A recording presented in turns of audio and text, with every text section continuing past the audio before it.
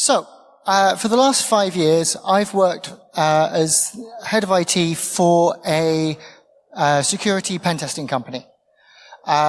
We've got about 46 employees, and we work with a wide selection of clients.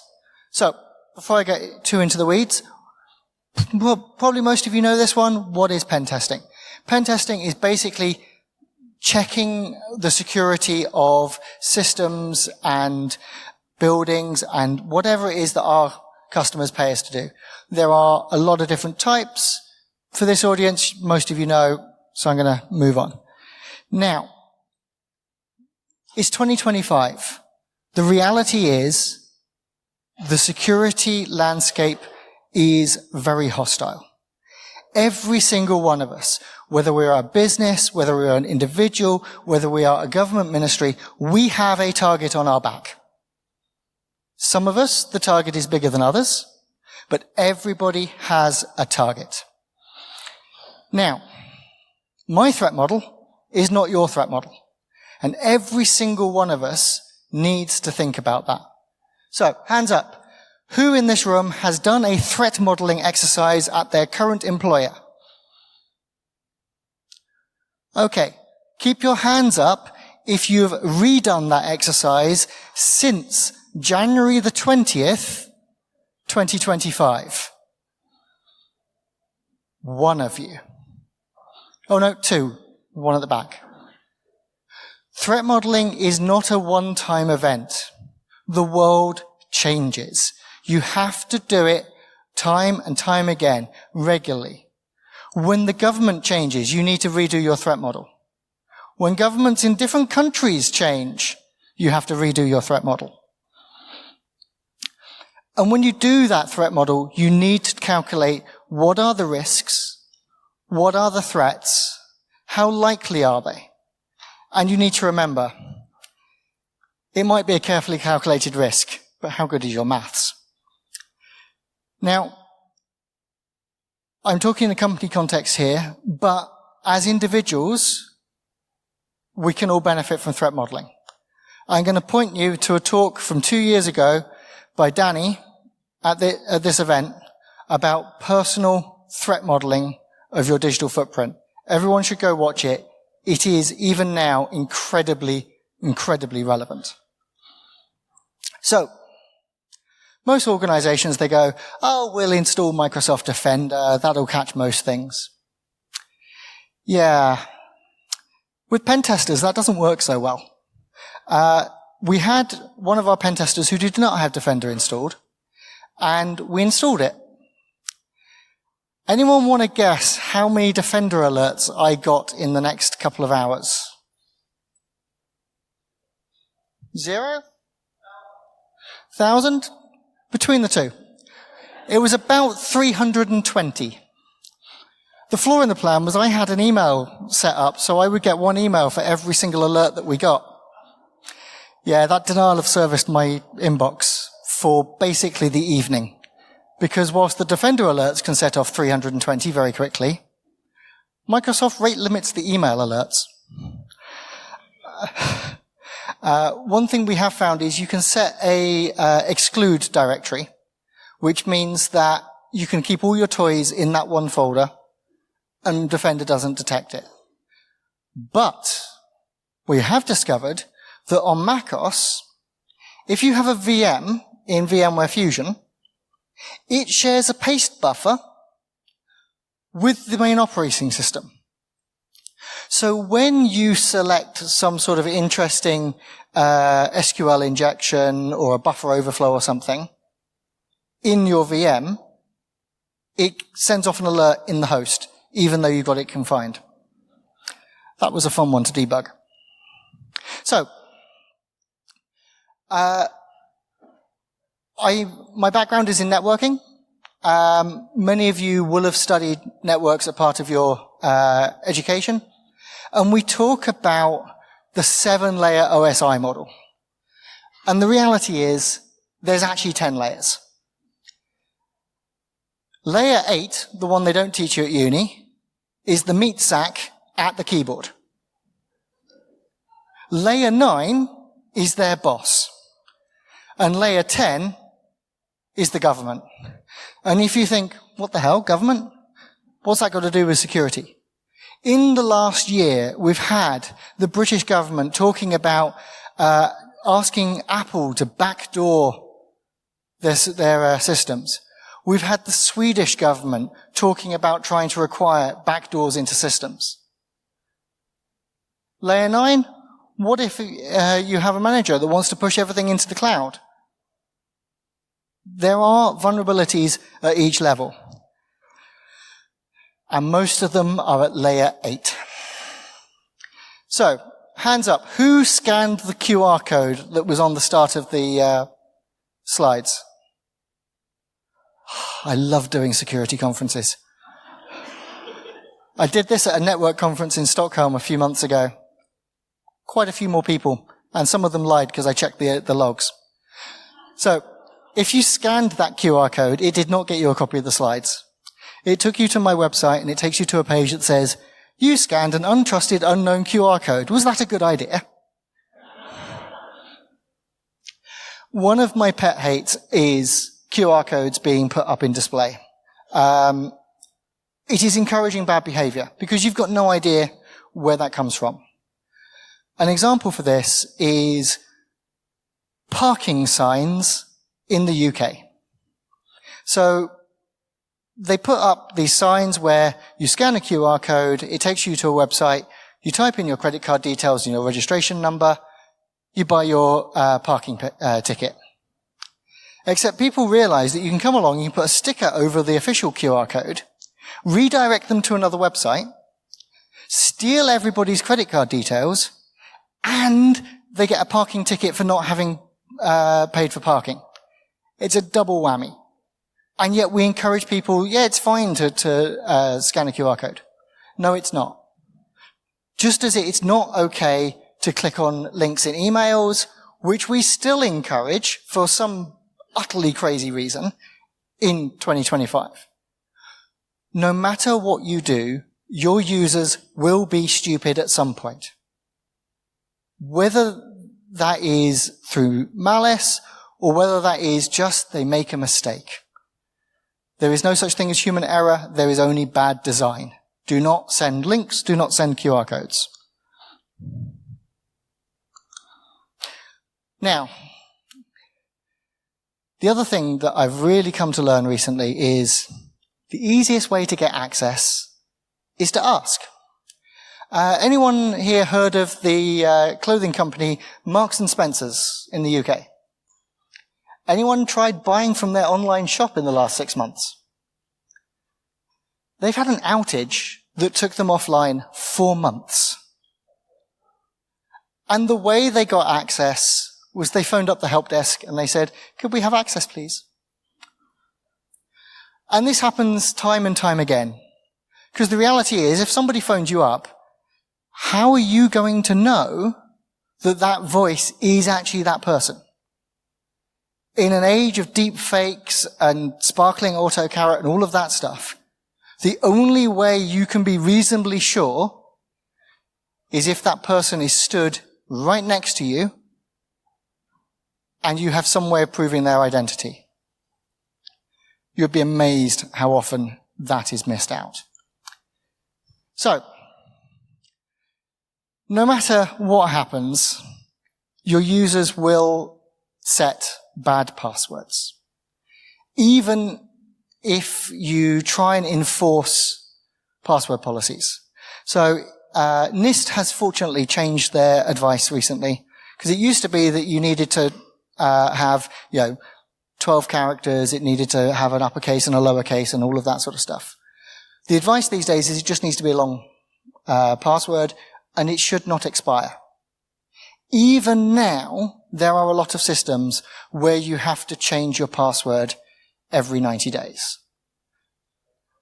And in a lot of cases, what happens is their password is a word and then a counter of how many 3-month periods that employee has worked for the company. If you can work out what that word is, you've got it. The other problem that you're going to run into is key management. Because These days, you need a key or a certificate or a password for everything. Password reuse is far too often the cause of a vulnerability. Someone uses one password for a system that is compromised, and that is then used to get access to other systems. I'm all in favor of reduce, reuse, recycle. Does not apply to passwords. That picture is one of my colleague's laptops. He did that just to troll me. That is not actually his password. So, pen testing is not just limited to the digital side of things, to the network side. Because there's no point having incredibly good firewalls, incredibly good passwords, and all of that sort of stuff if you have a really crap lock on the server room. Now, that piece of plastic, they look like this. You can buy them various places. They cost about 50 cents. And you use it just as a shim. You put it in the lock, push down, and you can completely bypass the key. My other colleague, he prefers this style, which, unfortunately, you are going to get in trouble if you carry. This, well, it's just a piece of plastic, officer. No problems. Those of you at the front will notice that I'm wearing lockpick earrings. We have a lock sport session going on outside. The reality is, if you've got to single pin lock picking, you probably want to be looking for a different way in. Yes, it works. Yes, the lockpicking lawyer is very good at it.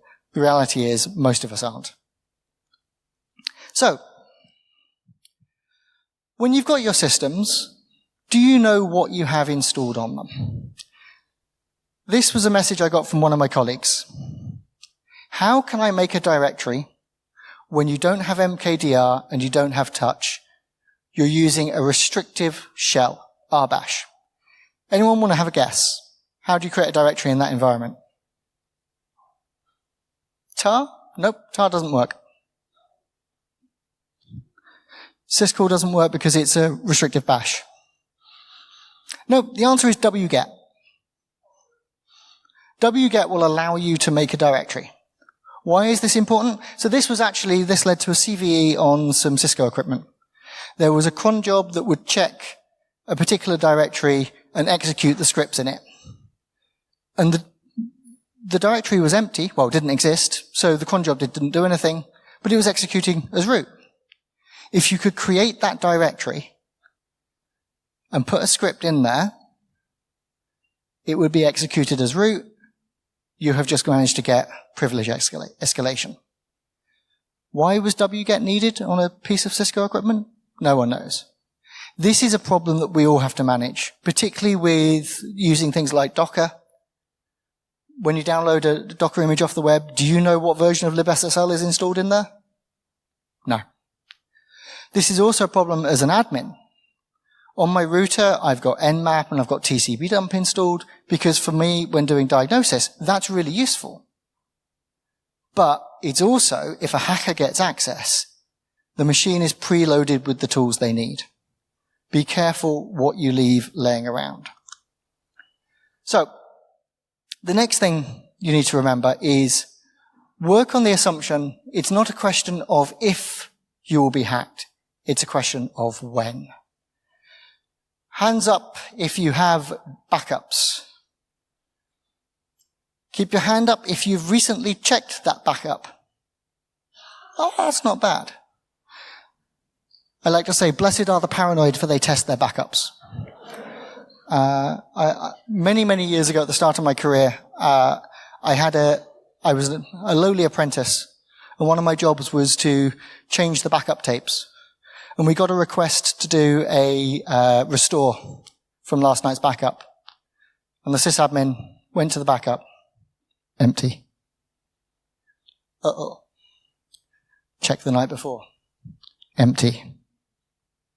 Okay, apprentice, go and get the tapes from the fire safe. Empty. Okay, go to the off-site fire safe and get all of the 6 months of tapes from there. Empty. We had been religiously doing the backups, rotating the tapes every night. but we'd never thought to check that the tapes were actually having any content written on them. We learned that one the hard way. Relatedly, hands up if you have done a disaster recovery exercise. Keep your hand up if it wasn't a disaster.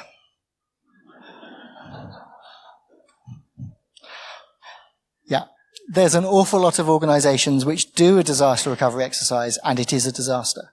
But that's fine, because it's an exercise and your point is to learn from it. If you're not learning from it, you haven't done your exercise properly. So, as I stand here talking about the various things that we do, it is going to come across that I'm paranoid. And yes, I am. But, to quote Murderbot, it's hard not to be paranoid when you remember all of the times your paranoia has been justified. Or put another way, the question is not if I'm paranoid, it's am I paranoid enough? Questions?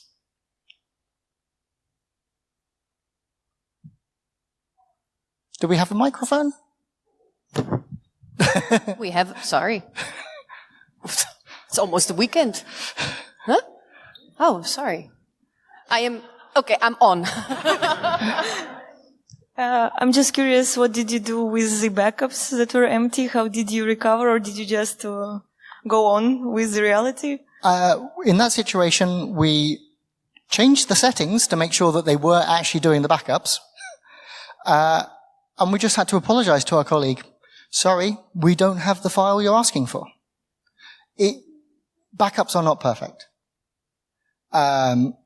We would like to think they are. Something that OVH in France taught us a few years ago, the cloud is not necessarily a backup. I don't know if any of you remember that. Their data center in Strasbourg caught fire, and a lot of people lost a lot of data. That's the other thing with backups is, do you have them off-site? Do you have them offline? Because we've seen situations whereby hackers get in, they maintain persistence for months, and all of their dodgy infiltrated files are being copied into the backups. So when their presence is finally detected, and everyone goes, cool, we'll restore from backups, they restore compromised data.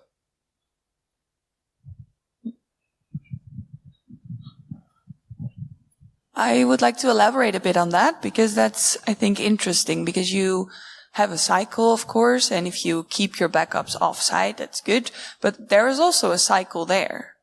Yeah. So eventually, if we're talking APTs, we're talking months, then it's a whole shit show. Yes. The reality is, if you are a small organization and the threats that you are having to deal with happen to be a 3-letter agency, there's no simple way of saying this other than you're fucked. Yeah. You can try your best, but the reality is none of us are perfect. There was, who here is old enough to remember Toy Story? That makes me feel better. During the making of Toy Story, Pixar had a failure. And they lost most of the film. No backups, nothing. What they discovered was one of their female colleagues, who was on maternity leave, had a copy of the film on a hard disk at home, and it saved the film. So in many cases, in that situation, you are restoring from what you can scrabble around, what you can find. But, yeah, if someone's managed to get in, maintain persistence for over a year, which is the typical backup cycle, and you've not detected it, just you're done. Over the back there. Any other? Yes.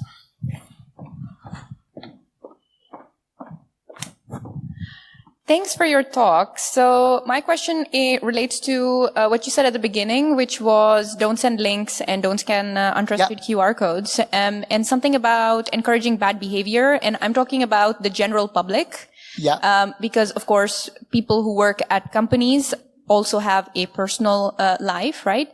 And this is also related to the OSI model that you showed us. So consumer goods. Everything is now smart. Everything can be connected via Bluetooth and has Wi-Fi, all of that cool stuff. When it comes to encouraging bad behavior, there's also, I think, limited things that consumers themselves can do in terms of how they can keep themselves safe. So what is your advice on considering, like, someone who doesn't have, let's say, electrical engineering background, they can't just open up their Bluetooth and disable the wireless component that's in there. So what do you think about that? It's one of the things that keeps me up at night. The reality there is that we as cybersecurity professionals, we can push all the best practice that we want. We can encourage people, please don't click links. But someone's going to go, oh, but I thought it was a cat video. And the only way that we can do that is by setting a good example ourselves. I don't know if the companies you work for do the phishing test things. There's a lot of research that suggests those don't work. But yeah, the only thing you can do is set a good example. There's a meme that does the rounds of people in IT, they don't have all of the smart appliances at home. They don't have all the connected things. The most advanced item they have is a printer. And they keep a hammer next to the printer in case it makes a weird noise. 2 hammers, actually, but... Other questions? Any over this side? Yeah, here. Thanks for the talk. I was wondering, where do you draw the line with regards to threat modeling on an individual level? Because if anything changes in your environment every time you have to redo your threat model, how do you manage? How do you find the time for that? Carefully. The actual answer to that I'm going to say is talk to Danny. She is here. It's her talk. Personal threat modeling is her thing. She's the person to talk to on that one. All right, great. Any questions from this side of the room? Because I like that you've all grouped together. Yeah. You're keeping the step count down, but come on. We still have a question here, so. Oh. Thank you. Yeah, thanks for your talk. A short one. Did you try the password that your colleague put on his laptop? Yes. Excellent.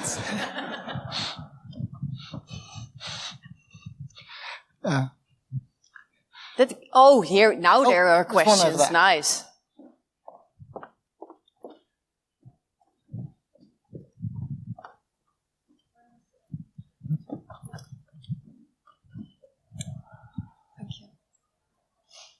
Thank you for your talk. You said that many companies have password requirements to change every 90 days. Yep. And I think one person from here said that this is a requirement from standard PCI. Yep. PCI DSS. Yes. And I'm thinking why companies don't treat, for example, NIST standard for such password, because NIST also says that there is not such requirement to change passwords every 90 days. It's more important to have strong password, more than 15 characters. And I'm thinking how to why companies are going by this way of PCI and The wonderful thing about standards is there's so many to choose from. Now, the fun issue that you get into is when NIST says one thing, PCI DSS says something else. It is up to you to work out which of those is most relevant to your organization, and you need to implement the letter, but not necessarily the spirit. And in some cases, you need to implement the spirit, but not necessarily the letter. So NIST says that you shouldn't be changing your passwords or mandating regular password changes. PCI says they do. If you're covered by both, obviously you have to go with the PCI thing. But you need to make it as painless as possible.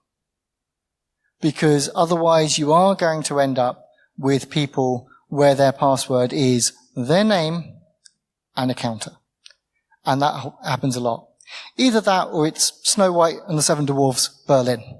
Because it needs to be 8 characters and a capital.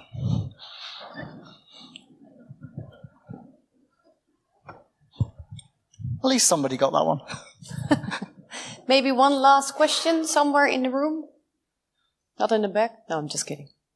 Thank you so much. Oh, we have oh no, wait to clap. No. There's one last question. Yeah, thank you. Like a developer, let's say that I'm on the other side of the testing. Yeah. I usually get the stick, right? Like, why is this wget here that it's not needed? Do you have any suggestions on where I can find tools secure by default? Like, this is the minimal server for, I don't know, running a Node app, and it doesn't have anything else, and it's safe. I think the closest thing you're going to get there is OpenBSD. That's the only project I'm really aware of where security is our primary goal, everything else comes secondary. But even then, I wouldn't be certain about what they have as their defaults. And ultimately, don't accept the default install from anything. Look through it, check what you've got. Do an audit of the systems that you have. Because, a hacker doesn't care that the person responsible for this server left 10 years ago and it hasn't been updated. The same as they don't care that, there's no such thing as that's outside of scope. They will go for every weakness. So you have to look at what you've got, even if the default install is putting all sorts of stuff in there that you don't need. Thank you. Give a hand of applause. Please. Thank you so much.